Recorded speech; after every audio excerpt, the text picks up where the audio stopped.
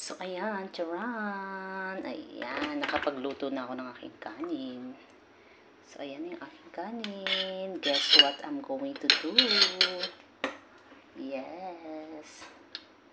So, paborito ko nung ako'y bata pa.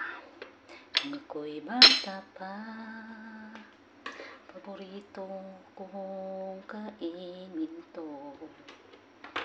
Ngayon ako'y matanda na, paborito ko pa rin. Hindi, natatakam lang ako. Ayan. So, ayan ang ating charan.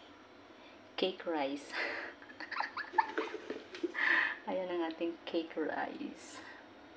So, sino relate dyan na mahilig din na katulad ko?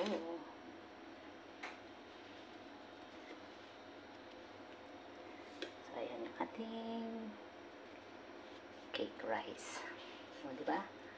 Kasi, ayan. Tuwing birthday ko, ito lang yung handa ko. Diba? Sa buong birthday ko noong,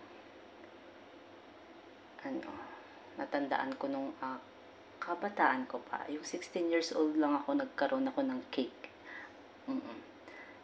16 years old ako, yung kabataan ko pa, pero tapos nasundan no nung nag 30 years old ako until now. So, from 16 years old, yun, natandaan ko. Yun lang ko nagkakaroon ng chiffon cake pa nga yun, chiffon cake. Ayan, tapos after nung 16 years old ako, tapos nung 30 years old ako, ayan, lang. Tapos 30 years old, after ng 30 years old, sunod-sunod na yun kasi that time, nandito na ako sa HK nun, afford na bumili ng cake ang lola. So, ito yung, dati nga isang sachet na Milo lang, isang kanin na yan. Minsan nga kalahati pa ng sachet ng Milo. Diba? Milo cake!